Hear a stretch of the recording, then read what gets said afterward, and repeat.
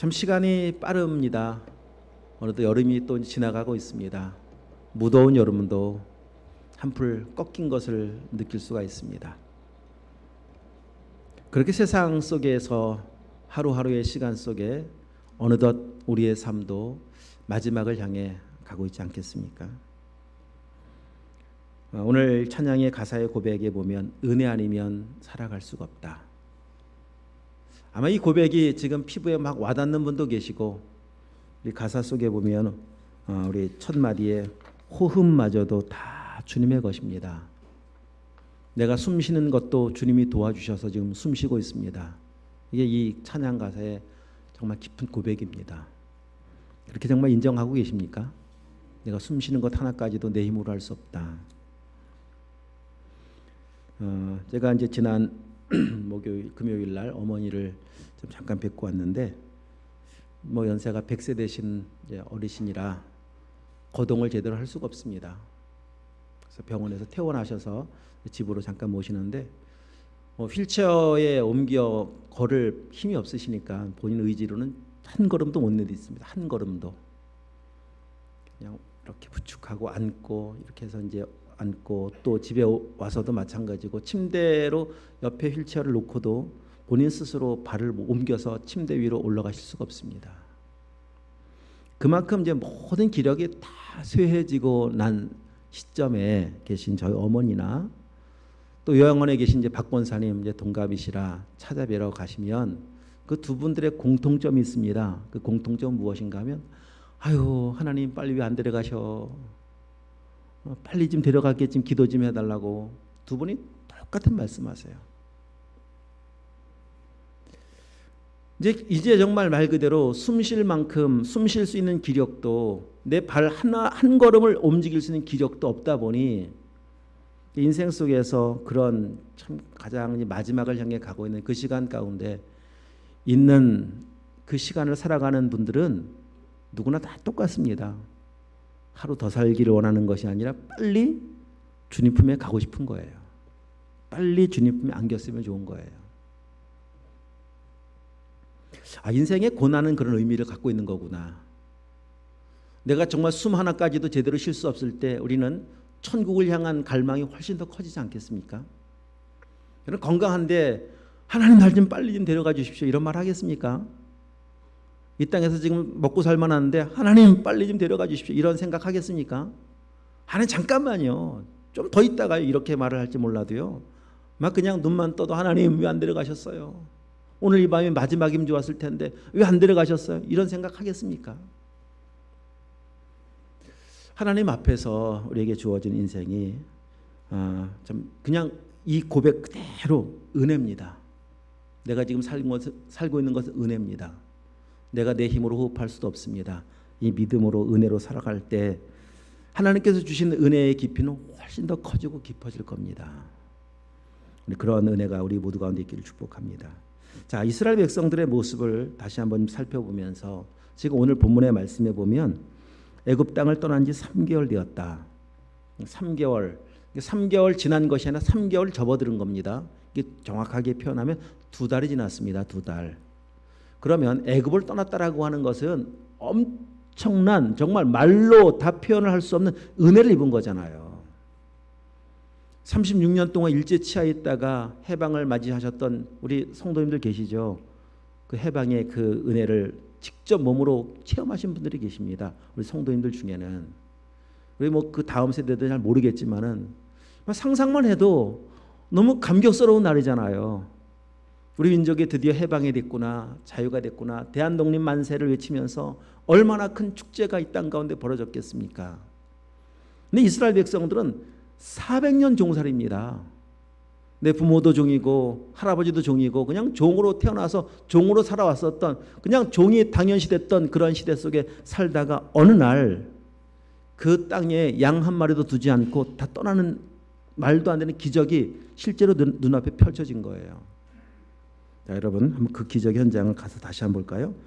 앞으로 넘어가셔서 14장 한번 가보도록 하십시다. 12장 12장 40절 41절 12장 40절 41절 시작. 이스라엘 자손이 애굽에 거주한 지 430년이라 430년이 끝나는 그날에 여호와의 군대가 애굽 땅에서 나왔은즉. 자, 51절도 한번 12장 51절입니다. 시작. 바로 그날에 여호와께서 이스라엘 자손을 그 무리대로 애굽 땅에서 인도하여 내셨더라. 여호와께서 인도해 내셨습니다. 영원히 이 땅에서 종살이할 것 같았던 그 땅에서 드디어 나오게 되었던 그날 애굽 땅을 빠져나오면서 얼마나 그 가슴 벅찬 감격이 있었겠습니까? 누가 시키지 않았어도 절로 입에서는 하나님을 향한 찬송이 계속 울려 퍼졌을 겁니다. 하나님 감사합니다. 주님 감사합니다. 영광 받아 주시옵소서. 그냥 이 찬송이 끝나지 않았을 겁니다. 자, 그런데 문제는 뭔가 하면 2달이 지났습니다. 2달. 그런 감격이 있었던지 2달, 20년도 아니고 2달, 고작 2달. 2달 만에 이스라엘 백성들의 모습이 어떠했는가? 그 감격이 얼마나 오랫동안 지속되었던가? 2달이 아니라 20년도 가야 되는데, 더 지나가도 계속 이 찬송이 있어야 되는데, 이스라엘 백성들의 지난 여정을 살펴보면 어느덧 찬송은 다 잃어버리고 말았습니다. 13장 펴 계시죠? 13장 말씀에 보면 18절 말씀을 한번 읽어봅니다. 13장 18절. 그러므로 하나님이 홍해의 광야길로 돌려 백성을 인도하심에 이스라엘 자손이 애굽 땅에서 대열을 지어 나올 때 홍해의 광야길로 인도하십니다. 평탄한 길이 아닙니다. 바다를 건너지 않아도 갈 수 있는 길이 있습니다만 하나님은 의도적으로 홍해의 바닷길, 홍해 앞으로 인도하셨습니다. 앞에는 홍해가 있고, 자 14장 말씀에 보면은 뒤에는 애굽의 군대가 쫓아오기 시작을 합니다. 말 그대로 진퇴양난에 빠져 있는 그 상황. 자, 애굽에서 나온 지 얼마입니까 지금이? 이땐 2달도 아니죠. 막 나오자마자예요. 막 나오자마자 흥얼흥얼 거리던 찬송이 아직 안 끝났을 때입니다. 그 찬송을 부르던 때 그들이 지금 어디 앞에 어느 길로 인도했느냐? 홍해길로 인도해서 홍해를 만났고 뒤에는 애굽의 군대가 쫓아옵니다. 자, 그때 이스라엘 백성들이 어떻게 바로 반응을 하는가를 보십시다. 13장 14장 자 11절 12절 말씀 읽습니다. 그들이 또 모세에게 이르되 애굽에 매장지가 없어서 당신이 우리를 이끌어내어 이 광야에서 죽게 하느냐? 어찌하여 당신이 우리를 애굽에서 이끌어내어 우리에게 이같이 하느냐? 우리가 애굽에서 당신에게 이른 말이 이것이 아니냐? 이르기를 우리를 내버려두라. 우리가 애굽 사람을 섬길 것이라지 아니하더냐? 애굽 사람을 섬기는 것이 광야에서 죽는 것보다 낫겠노라. 아니 어느덧 금방입니다. 금방 흥얼흥얼 하던 찬송은 다 사라진 채 모세를 향하여 하나님을 향해서 원망의 소리가 그냥 곳곳에서 터져나오고 있습니다. 얼마나 됐다고요 도대체? 그 기적을 경험한 지 얼마나 됐다고요? 찬송이 어떻게 이렇게 한순간에 원망과 저주로 바뀔 수가 있습니까? 이게 왜 그렇습니까 도대체? 그 이유는 다른 데 있지 않습니다. 애굽을 나오긴 나왔는데 지금 몸만 빠져나온 거예요. 몸만 구출받은 거예요. 하나님의 의도가 무엇입니까? 계속 살펴보았지만 하나님의 의도는 유월절 양을 잡을 때 양을 잡으면서 나도 죽습니다. 유월절 양은 예수 그리스도이시며 예수 그리스도의 죽음 때문에 제가 사는 것이고 예수님의 죽음이 저의 죽음으로 받아들이는 그 밤이 되길 원하는 거잖아요. 그런데 구출을 받은 사람, 구원 진짜 그렇게 믿음으로 구원받은 사람이 있는가 하면 그 나온 사람들 중에는 몸만 빠져나온 구출을 받은 사람들이 그냥 대다수입니다. 당시 인구를 추정해 볼 때 약 200만 명 이상이라고 추정하고 있는데 200만 명 이상의 사람들 중에 정말 구원받은 사람은 아직 극히 소수예요. 그러니 구원을 아직 못 받았는데 몸은 빠져나왔지만 구원을 못 받았는데 그런 사람들을 하나님께서 약속하신 가나안 땅으로 데려다 놓으면 그 가나안 땅이 어떻게 되겠습니까?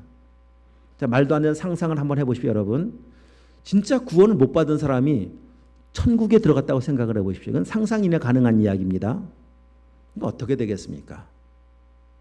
구원 못 받은 사람이 천국에 갔다니까요. 그럼 천국 될 수가 있겠습니까? 한순간에 천국은 그냥 다시 또 아수라장으로 바뀔 겁니다. 하나님의 계획이 무엇이냐? 우리를 진짜 구원받은 하나님의 백성 되게 하셔서 이 백성을 이스라엘 백성들 하나님의 백성 되게 하셔서 가나안 땅 인도하시고 그 땅 가운데 하나님의 나라를 세우시고 하나님의 나라가 온 열방 가운데 퍼져나가게 하시는 것이 하나님의 구원 계획이시고 목적이신데 아직 안 바뀐 거예요. 안 바뀐 이들을 그냥 데리고 갈 수가 없으셔서 광야에서 홍해 앞에서 광야에서 그 시간을 지나가면서 진짜 존재가 바뀌는 시간 되게 하기 위해서 의도적으로 인도한 시간이 광야 홍해 앞입니다. 홍해를 만나니까 금방 내 존재 실체가 드러나는 거예요. 내가 진짜 구원이냐 구원받지 않았냐라는 문제를 만나봐야 합니다. 애굽에서 막 나올 때 찬송하고 막 그냥 그 기분 좋아서 들떠서 감격스러워서 찬송을 부를 때는 다 구원받은 사람 같아 보이잖아요. 거기 누가 구원받은 사람 같아 보이지 않는 사람이 누가 있습니까? 모두가 다 구원받은 사람 같아 보이는데 멀쩡한 집을 지어놓고 비가 오기 전까지는 딱 멀쩡해 보이죠. 그러나 진짜 멀쩡한 집인지는 검사를 정확히 해보아야 된다니까요. 그래서 홍해를 만나게 하신 거예요. 그래서 광야를 지나가게 하시는 거예요. 그 앞에 서보니까 드러나요. 아주 여지없이 드러납니다. 진짜와 가짜가 반드시 그냥 분명하게 드러납니다. 여러분 그런 상황 속에서도 하나님은 은혜를 베푸셔서 홍해의 길을 만들어 놓으시잖아요. 홍해를 빠져 지나갑니다. 그러면은 하나님께서 홍해의 길을 만드셔서 홍해를 지나가게 하신 이유가 무엇인가? 여기를 접어두시고 고린도전서 10장을 한번 찾아보고 싶시다. 고린도전서 10장 말씀.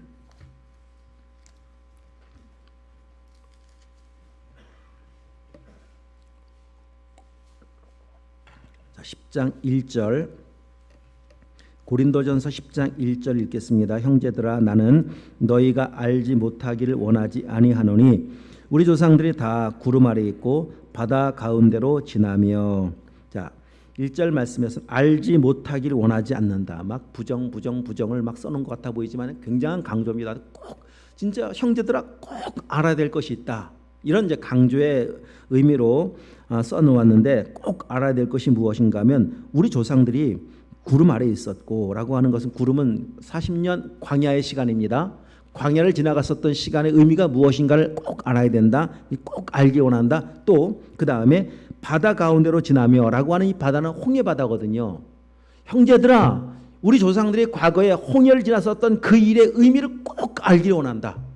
형제들아 우리 조상들이 과거에 40년 광야를 지나갔었던 구름 기둥과 불 기둥으로 보호하셨던 하나님의 은혜가 어떤 의미가 있는지를 꼭 알기를 원한다. 이런 내용이거든요. 그럼 그 의미가 무엇인가? 2절 말씀. 자, 2절 읽습니다. 모세에게 속하여 다 구름과 바다에서 세례를 받고. 구름과 바다에서 세례라고 하는 게 뭡니까? 여러분 세례 받으셨나요? 세례, 물세례. 지금은 물세례를 이렇게 줍니다. 침례교에서는 침례를 합니다. 물속에 넣었다가 다시 끌어올리면서 나는 죽었습니다. 다시 부활했습니다. 세례는 죽음과 부활을 의미하는 것이 세례입니다.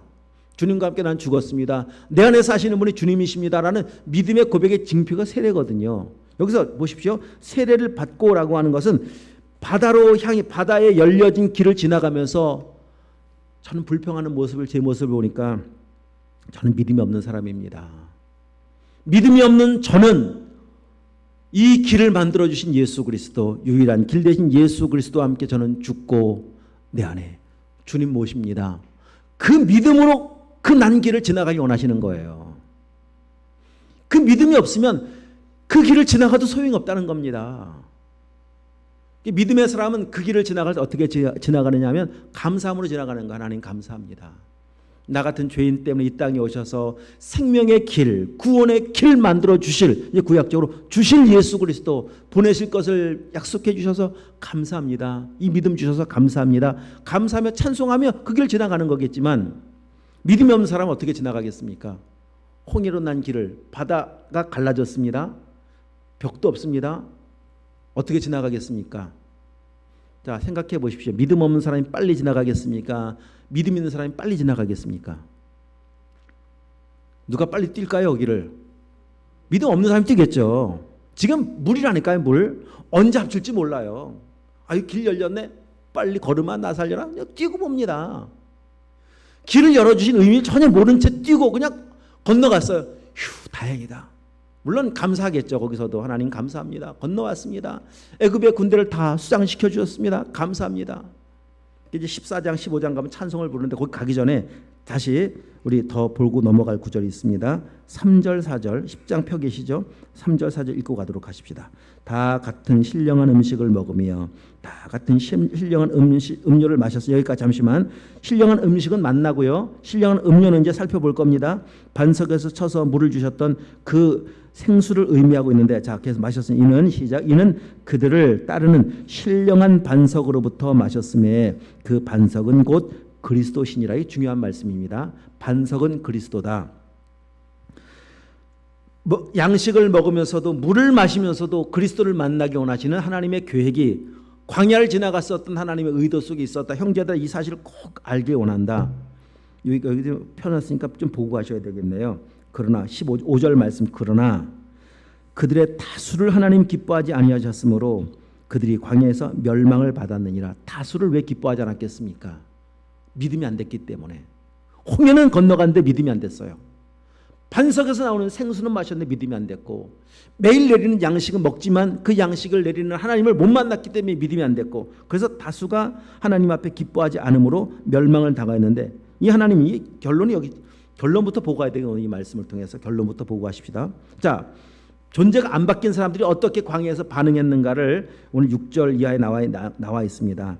6절 말씀에 보면 이러한 일은 본복이다. 본복이 악을 즐겨하는 것까지 즐겨하는 자가 되지 말라. 7절 말씀에 보면 우상 숭배하는 자같이 되지 말라. 우상 숭배가 나오죠.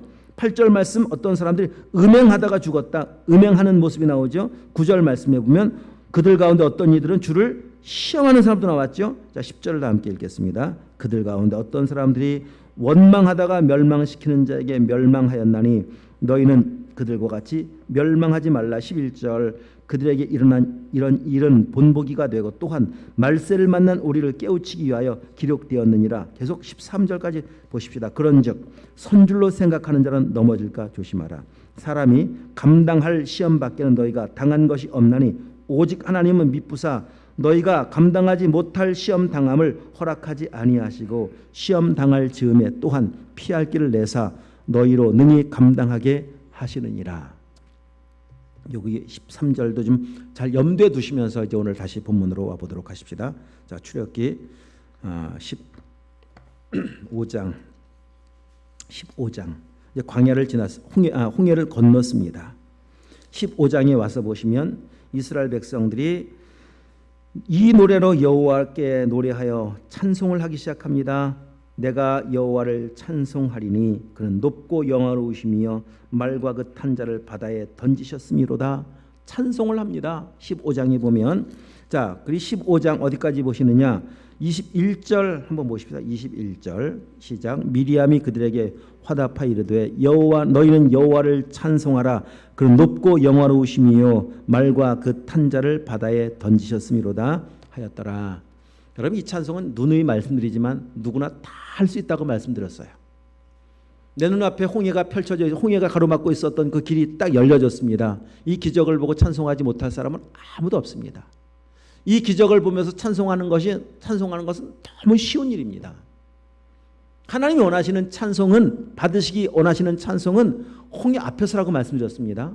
홍해 앞에서도 찬송할 수 있는 게 믿음이라고 말씀드렸습니다. 자, 홍해를 건넌 뒤에 엄청난 찬송을 불렀는데, 여러분 24절 한번 볼까요? 24절 백성이 모세에게 원망하여 이르되 우리가 무엇을 마실까 하며, 금방 찬송했던 사람이 또 금방 원망을 하잖아요. 자, 거기 22절 3일 후 그 찬송을 부르고 홍해에서 나온 지 3일 딱 지났습니다. 3일 지나고 나니 광야에 마실 게 없었습니다. 겨우 3일 만에 물 하나 찾았는데 물을 마셔보니 너무 써서 마실 수가 없어요. 쓴 물을 딱 만나는 순간 분노가 확 치밀어 오른 거예요. 그리고 모세를 향해서 원망을 쏟아붓기를 시작합니다. 무엇을 마실까? 왜 도대체 데리고 나와서 이 고생시키느냐? 이게 실체입니다. 실체. 믿음 없음을 그대로 여실히 보여주는 실체입니다. 내 입맛에 맞으면 삼키고 입맛에 안 맞으면 뱉어버리고, 내가 원하는 것 이루어지면 잠시 좋아했다가 내 마음에 들지 않으면 금방 또 화를 내고 불평하고 원망하고. 이게 실체. 존재가 안 받기 싫지. 광야에서 너희의 다수를 기뻐할 수 없었다. 원망하지 않느냐? 매일 원망하지 않느냐? 자, 이런 원망하고 있는 그들과 진짜 구원받은 모세의 차이를 한번 보십시오. 25절 말씀에 보면 25절 읽겠습니다. 모세가 여호와께 부르짖었더니 여호와께서 그에게 한 나무를 가리키시니 그가 물에 던지니 물이 달게 되었더라. 거기서 여호와께서 그들을 위하여 법도와 율례를 정하시고 그들을 시험하실세. 여러분 보십시오. 차이가 뭐예요? 모세는 기도하잖아요. 모세는 목이 안 마릅니까? 모세는 배가 안 고픕니까? 자기도 지금 환경 때문에 힘든 것도 사실인데 이보다 더 힘든 게 뭐겠습니까? 그 앞에 원망하는 사람들 때문에 더 힘든 거잖아요.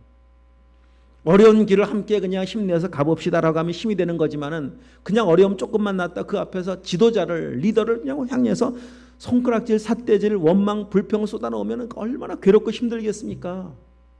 근데 모세는 그런 정말 힘든 상황 앞에 하나님께 기도하는 거예요. 이게 차이입니다. 차이. 구원을 받았다고 문제가 없는 게 아니라 구원을 받은 사람들은 문제를 만날 때 하나님께 나가는 겁니다. 하나님 도와주시옵소서. 은혜를 베풀어 주시옵소서. 도와주시잖아요. 그 물을 바꿔주시잖아요. 근데 한 나무를 가지를 그 물에 집어넣어라. 그 나뭇가지지만 그냥 나뭇가지가 아니라 이것은 그림자입니다.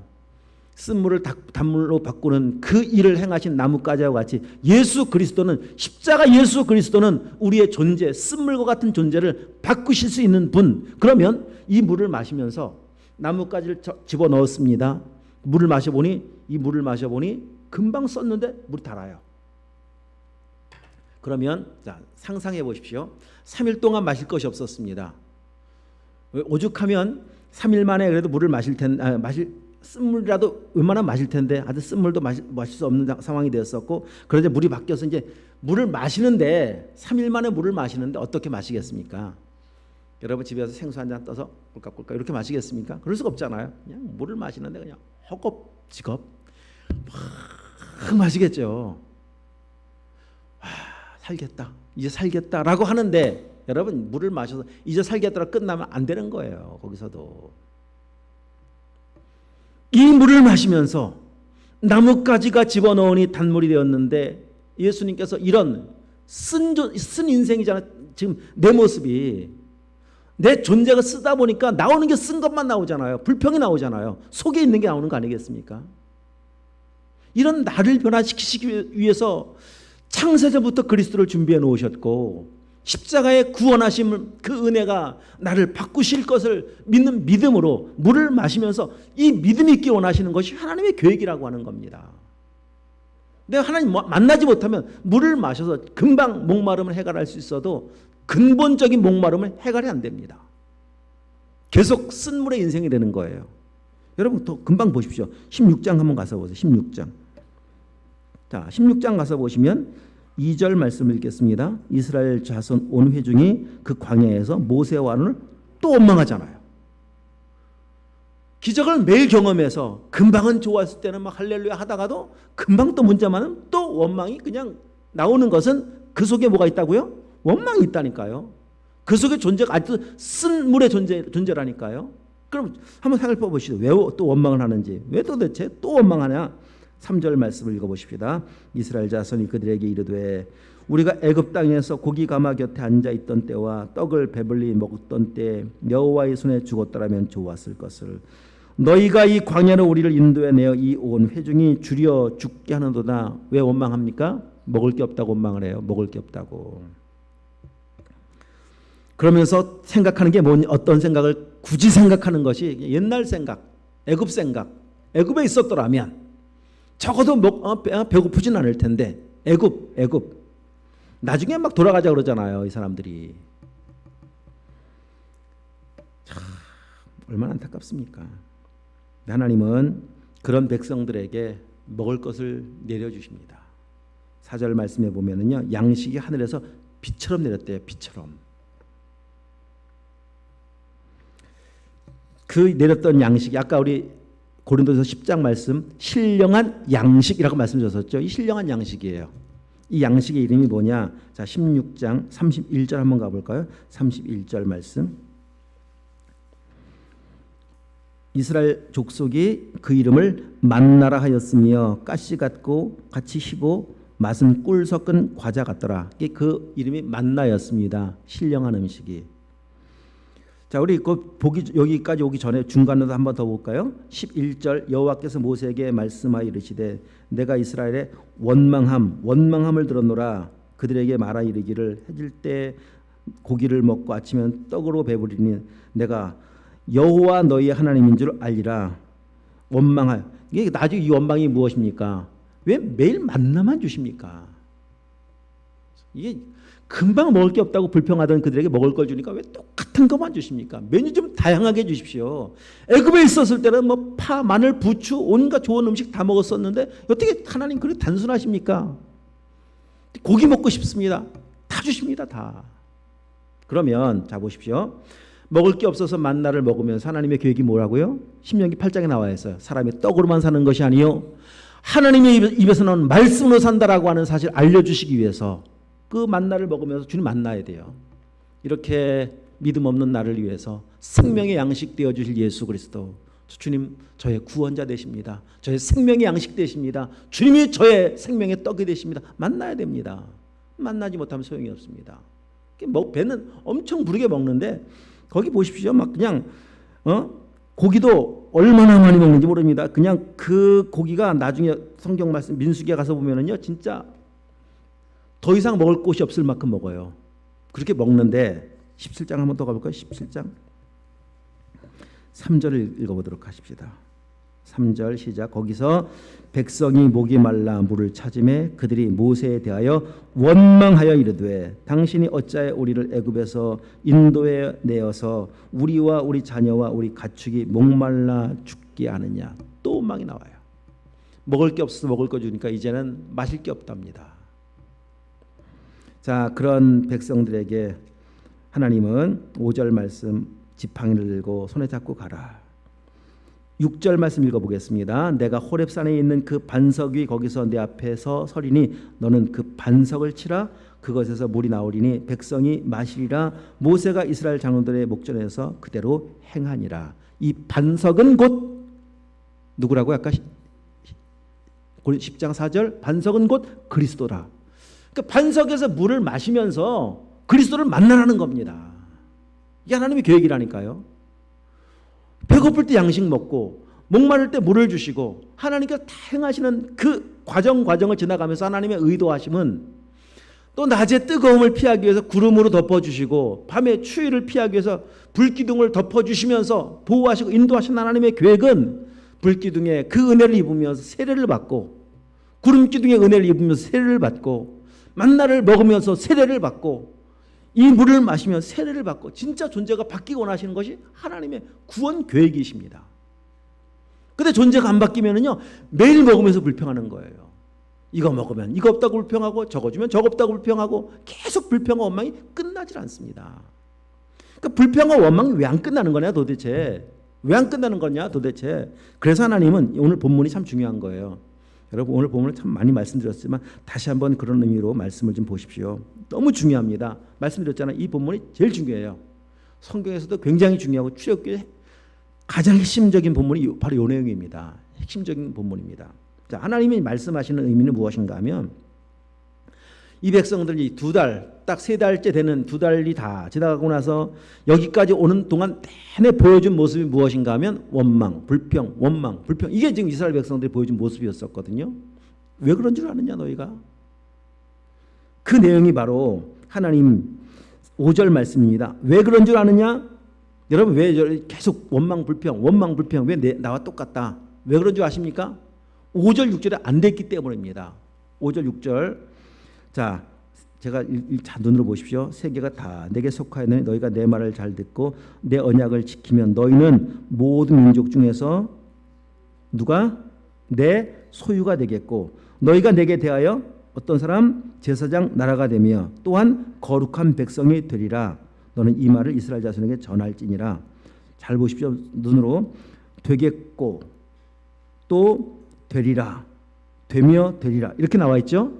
그럼 되었다는 겁니까? 안 됐다는 겁니까? 아직은 안 된 거죠. 안 됐기 때문에 지금 이런 문제가 나오는 거예요. 소유가 아직 안 됐습니다. 아직 거룩한 백성이 안 됐습니다. 그 말은 아직 존재가 안 바뀌었습니다. 아직 구원을 못 받았습니다. 엄청난 기적을 보았는데도 불구하고 아직 안 바뀐 거예요. 너희 안 바뀌어서 그런 거야 지금. 소유가 안 됐다라고 하는 것은, 하나님의 소유가 안 됐다라고 하면은 누구의 소유랍니까 도대체? 하나님의 소유가 아니면 누구 소유라는 거예요? 마귀 소유라는 겁니다. 요한복음 8장 44절 말씀하시거든요. 너희 아비는 마귀다. 여러분, 마귀의 소유로 있으면서, 그 말은 마귀가 주인이고 마귀가 아버지인 사람이 찬송할 수 있겠습니까? 한 입에서 찬송과 저주가 나올 수가 없다. 단문과 쓴물이 한 샘에 나올 수 없듯이, 자, 마귀가 아버지인데 찬송할 수 있겠습니까? 마귀의 세계는 딱 없는 게 있습니다. 거긴 감사가 없습니다. 찬송이 없습니다. 왜냐하면 생명이 없기 때문에. 찬송, 감사, 기쁨, 자유 다 생명에 속한 것이고 하나님 나라에 속한 개념이지, 마귀의 세계는 존재하지 않는 가치들입니다. 절대 할 수가 없어요. 물론 조건적인 것은 할 수가 있겠지만 성경이 말씀하시는 근본적인 찬송이 있잖아요. 단 한 번도 할 수가 없습니다. 존재가 바뀌어지면 나오는, 그래서 이 찬송이 나오고 감사가 나올 수 있는 방법은 존재가 바뀌는 방법밖에 없어요. 주인이 바뀌는 방법, 소속이 바뀌는 방법밖에 없어요. 환경이 바뀌어서가 아니라 주인이 바뀌어지면 저절로 나와요. 이제 시편 23편에 다윗이 이런 고백하잖아요. 여호와는 나의 목자이십니다. 그 말은 나는 여호와의 소유입니다. 여호와는 저의 주인이십니다. 이런 고백이잖아요. 그래서 저는 부족하지 않습니다. 이게 찬송입니다. 왜 부족하지 않습니까? 다윗이 지금 죽을 위기 가운데 처해 있는데, 사울에게 쫓겨다니면서 언제 죽을지 모르는데, 광야를 전전하고 있는데 왜 부족하지 않습니까? 모든 것이 부족하죠. 환경이 부족하죠. 왜 결핍이 없습니까? 왜 문제가 없습니까? 그런데도 불구하고 여호와 나의 목자이시기 때문에, 저는 주님의 소유이기 때문에 저는 부족하지 않습니다. 이 찬송만을 받고 싶다니까요. 이 찬송은 누가 한다고요? 소유가 바뀌어져야만 가능한 거예요. 오늘 본문이 그런 내용입니다. 4절 말씀이면 내가 너희를 독수리 날개로 업어 여기까지 왔단다. 맞죠 여러분? 이스라엘 백성들이 자기 힘으로 왔습니까 여기까지? 아니에요. 어떻게 애굽을 빠져나왔습니까? 어떻게 홍해를 지나왔고, 어떻게 광야에서, 아무것도 없는 광야에서 정말 물 한 방울 찾아볼 수가 없다니까. 그 광야에 가면 이제 곧 이제 성지순례 우리 한 달도 안 남았어요. 이제 가시면 이 말씀 출애굽의 여정을 보면은, 야 진짜 이게 은혜라고 하는 거는, 거기 가 보면 광야에 딱 도착해 보면 그냥 은혜라는 말이 저절로 막 나와요. 은혜구나. 거기 가면 굳이 이런 설명을 굳이 길게 할 필요가 없어요. 진짜 은혜 아니면 이 길을 지나갈 수 없었겠다. 은혜 아니면 단 하루도 버틸 수 없었겠다. 그런 곳입니다. 광야는 독수리 날개로 업어온 것이지 그들의 힘으로 온 거 아니에요. 그럼 왜 이 은혜를 베풀어서 날개로 업어왔느냐? 하나님께서 업어온 이유는 5절 6절 되게 하시려고, 소유되게 하시려고 인도하셨는데도 불구하고 이 은혜를 매일 경험했는데 아직도 안 바뀐 거예요. 여러분, 우리의 삶을 한번 돌아보시면, 나도 이 백성들과 거의 비슷한데 범사의 원망이고 범사의 불평이고 범사의 짜증이고, 여러분 범사의 불평 원망 짜증의 구원은 없습니다. 그런 구원은 없습니다. 어떻게 구원이 그런 구원일 수가 있겠습니까? 그냥 늘 그냥 입만 열면, 혹시 내 모습이 그렇다면 여러분 우리도 인정할 것이 딱 있습니다. 무엇인가 하면, 먼저 선 인정해야 될 것은 나도 여기까지 인도하신 분이 하나님이시다. 여러분 맞죠? 그리고 인정하십니까? 정말 나도 독수리 날개 업혀왔다라고 하는 사실을. 은혜 아니면 살아올 수가 없었습니다. 호흡마저도 다 주님의 것이었습니다. 주님 저를 여기까지 인도하셨습니다. 그렇게 인정하십니까? 인정하신다면 5절 6절이 돼야 돼요. 무엇? 5절 6절이 무엇? 하나님의 소유가 되어야 합니다. 소유. 주인이 바뀌어야 된다는 거예요. 그렇게 나를 독수리 날개로 업어 인도하신 그분을 나의 진짜 주인으로 모셔드려야 돼요. 그냥 잠시 나를 도와주시는 분 정도가 아니라 주님 없이는 살 수가 없습니다. 목자 없이는 살 수 없는 양과 같이 저는 주님 없이는 살 수 없습니다. 존재가 바뀌는 겁니다. 이것이 하나님의 구원 계획이세요. 존재가 바뀌는 사람 되게 하는 것.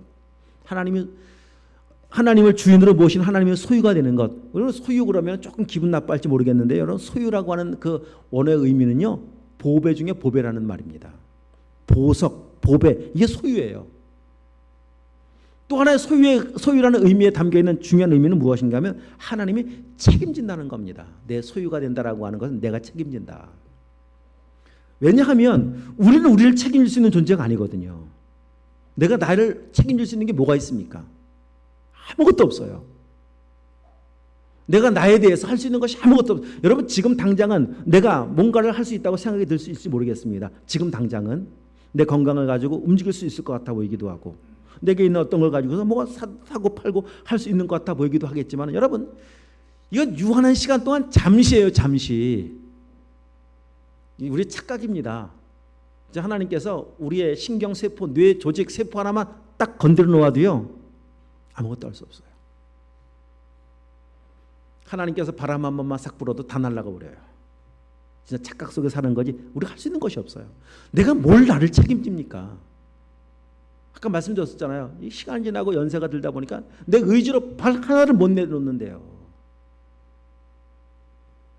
더 시간이 지나가 보십시오. 호흡 하나도 내가 할 수가 없는데요. 그래서 인공호흡기를 껴야 되는데 무슨 책임을 져요? 아무것도 할 수 없어요. 주님은 나의 목자가 되시고 나의 주인 되시기 원하시는 것은 나는 너를 책임지려고 하는데 언제까지 책임지는 건가 하면 영원한 시간 동안 책임질 거다. 너의 육신의 이 살아있는 동안만이 아니라 영원한 시간 동안 너의 영원히 책임지실 분이라고 하는 것이 하나님이 우리의 주인 되기 원하시는 의도와 계획과 목적이십니다. 그런 분이 누가 있어요? 누가 우리 같은 사람을 영원히 책임져 주고 싶어해요? 여러분 누가? 세상에 누가? 이 연약하고 쓸모없는 가치 없는 범죄한 죄인을 원수를 연약한 자를 누가 영원히 책임져 주고 싶어 합니까? 하나님만 가능하시죠. 하나님만. 왜? 사랑하시기 때문에. 그래서 이 말씀하시는 거 내가 너를 이끌어내는 목적이 뭔 줄 아느냐? 이건 더 거슬러 올라가면 내가 너희를 만든 목적이 뭔 줄 아느냐? 이거 되게 하기 위해서다. 이게 창조의 계획이거든요. 에베소 1장 말씀에서는 신령한 복이라고도 말씀하고 계시고 하나님이 소유되는 것만큼의 큰 복이 어디 있습니까? 그렇죠. 주인 바꾼 것, 하나님을 주인으로 바꾼 그 구원받아 하나님의 자녀가 된 것보다 큰 복이 어디 있어요? 여러분 더 받을 복이 있습니까? 진짜 자녀가 됐다면 더 받을 복은 없어요. 어떤 복이 남아있는가 하면 누릴 복만 남아있어요. 하나님의 자녀가 돼서 주신 권세를 가지고 누리며 살아갈 수 있는 복이 남아있는 것이지 더 받을 복은 없어요. 최고주의 복이라니까요. 그래서 보배라고 말하는 것이고 보석이라고 말하는 것 소유가 세골라라는 히브리 단어가 그렇습니다. 여러분 진짜 맡겨보십시오. 얼마나 자유합니까? 하나님의 소유가 안 됐다라고 하는 것은 아직도 내가 주인이라는 겁니다. 내가 주인. 고라사 광인에게 너의 이름이 무엇이냐? 저 이름은 군대입니다. 내 속엔 우리가 너무 많습니다. 그러니 내가 많은 만큼 불평할 거리도 많아지는 것이고요. 원망할 거리도 많아지는 거예요. 고라사 광인 속 2,000마리 된 돼지떼에게 들여보내잖아요. 2,000가지 자아가 넘습니다. 내 자아가 강한 만큼 원망과 불평도 훨씬 강해요. 여러분 진짜 죽은 사람은 원망과 불평도 함께 죽은 거예요. 진짜 죽었다라고 하는 건 그런 겁니다. 내가 죽은 거잖아. 내가 죄인된 내가 그리스도와 함께 연합해 죽은 거 아니겠습니까? 내가 죽고 내 안에 주님을 모시고 나의 주인 되신 주님께 내 인생을 전부 다 맡겨드릴 때 오는 게 있습니다. 그 자유함입니다. 맡기지 못하면 불안해요. 여러분 인생을 살아가면서 불안하는 이유도 거기 있는 거예요. 못 맡겼기 때문에 불안한 겁니다. 여러분 진짜 맡겼다고 생각해 보십시오. 내 생명까지 맡겼어요. 그럼 죽음이 뭐가 두려워요? 오늘 죽는 게 뭐가 불안하고 걱정이 되겠습니까? 나를 이처럼 사랑하셔서 내 영혼까지 책임져 주신 주님께 맡겼는데 뭐가 불안하겠습니까? 못 맡겼기 때문에. 주님이 바뀌었다라고 하는, 주권이 바뀌었고 주님이 바뀌었다라고 하는 것은요, 진짜 말 그대로 모든 것을 다 맡긴 거예요. 아멘이신가요? 다 맡긴 거예요. 하나도 남김없이. 무엇까지? 내 생명까지 맡긴 거예요. 그냥 돌아보십시오. 지금 다 맡긴 사람인지 아니면 주님 이건 안 됩니다. 통행 금지 구역, 절대 들어오면 안 되는 구역 만들어 놓고 계시진 않으세요? 여기까지 들어오지 마십시오. 여기까지만 오세요. 여기까지만. 왜 거기까지 자꾸 넘보려고 하십니까? 주여. 이분은 주님이라고 말하면서 주여 들어오지 마세요. 주여 주인님 들어오지 마세요. 이게 무슨 주인님이에요? 내가 다 정해놓았고 내가 다 선을 그어놓고 내가 안 된다고 말하고 있는데 주여 이 시간은 건드리지 마십시오. 이 시간도 마찬가지잖아요. 시간도 다 맡긴 거 아닙니까? 제가 지난 금요일 날 저녁 기도회 때 말씀 중에서 아론의 아들이 죽어요. 나답과 아비후가 죽는데 하나님은 옷도 찢지 말래요. 머리도 풀지 말래요. 그 시신도 만지지 말래요. 그 말씀 묵상하면서 진짜 제사장은 그런 거다. 여기 나오잖아요. 제사장 되게 하시며 제사장 나라 되게 하시며 소유가 되고 제사장 됐다라고 하는 거는요, 감정까지도 맡기는 겁니다. 인간적인 감정에 치우쳐 살지도 않아요. 그 감정까지도 십자가 넘긴 거예요. 그리고 주님의 생명으로, 주님의 감정으로, 주님의 그 생명의 은혜로 살아가는 것이 구원 아니겠습니까? 다 맡기십시오. 다 맡긴 만큼 자유하고 맡긴 만큼 하나님의 은혜가 내 삶 가운데 임하거든요. 진짜 맡기면 맡기고 살아가는 사람은요, 광야의 여정을 살아가는 태도가 다릅니다. 때로 마실 것이 없어도, 먹을 것이 없어도, 여러분 진짜 눈에 보이지 않는다고 없는 게 아니죠. 보셨잖아요. 다 있다니까요. 반석을 쳐서도 물을 내신 하나님이세요. 저 하늘 위에 뭐가 있나 싶은데 거기서 먹을 걸 내려주세요. 다 있어요. 다 있어요. 그 사실을 인정하고 믿고 가면은 광야길 얼마나 신나는 여정이 되겠습니까? 다 공급하신 하나님, 다 책임져 주신 하나님. 그래서 하나님 여기까지라고 말씀하시면 할렐루야 감사합니다. 그리고 주님 앞에 그냥 안기면 되는 것이고, 이게 맡긴 거예요. 맡긴 거. 이 세상 연연하지 않고 다 맡기고 살아가면서 주시는 은혜 가운데 한 걸음 한 걸음 그냥 주님이 주시는 생명을 누리면서 아들의 자녀의 권세를 누리며 살아가는 사람, 이런 사람이 하나님의 소유가 된 사람, 주인이 바뀐 사람, 이게 하나님 구원 계획이시라니까요. 우리 모두가 진짜 구원받아서 이 믿음의 여정을 걸어가시길 축복합니다. 할렐루야. 아멘. 한번 우리 기도하도록 하겠습니다.